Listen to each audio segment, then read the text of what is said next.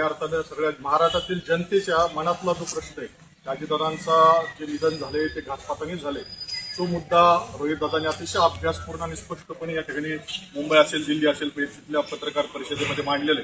आणि अजितदादांसारख्या मोठ्या नेत्याचा, राज्यातला सगळ्यात मोठ्या नेत्याचा घातपात करणाऱ्या शक्ती फार मोठ्या आहेत आणि या शक्तीच्या माध्यमातून या ठिकाणी आज जे रोहितदादा हा विषय मांडतायत, प्रकर्षाने मांडतायत, त्यामुळे त्यांना सुद्धा धोका निर्माण होऊ शकतो अशी आमच्या सगळ्यांची ठाम धारणा आहे.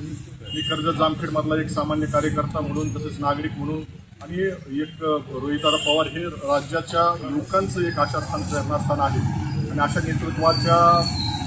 त्याला संरक्षण देण्याचं, त्या लोकशाही मूल्यांचं त्यांचं संरक्षण, त्यांचा विचार मांडण्याचे त्यांचे जे अधिकार आहेत त्याला संरक्षण देणं खऱ्या अर्थानं सरकारची आणि प्रशासनाची जबाबदारी आहे. त्याच्यामुळे आमची प्रकर्षाने या ठिकाणी मागणी आहे की झेड+ सुरक्षा या ठिकाणी देण्यात यावी.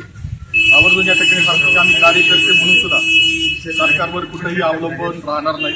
आम्ही आता कालपासून या ठिकाणी निवेदन द्यायची तयारी केली आणि आम्हाला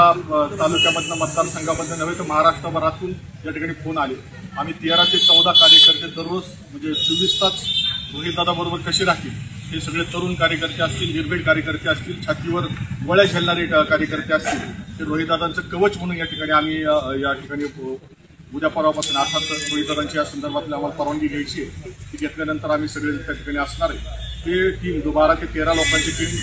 साधारण 2 ते 3 दिवस रोहितदादांच्या बरोबर राहून रोहितदादांची ढाल म्हणून या ठिकाणी काम करणार आहे आणि त्याच्यामुळं खऱ्या अर्थानं या ठिकाणी कार्यकर्ता, नागरिक म्हणून जे राज्यातल्या जनतेच्या मनातले प्रश्न आहेत ते रोहितदादा मांडते, त्यासाठी आम्ही सर्वजण रोहितदादांच्या बरोबर आहोत आणि या ठिकाणी त्यांचं ढाल म्हणून आम्ही काम करतो.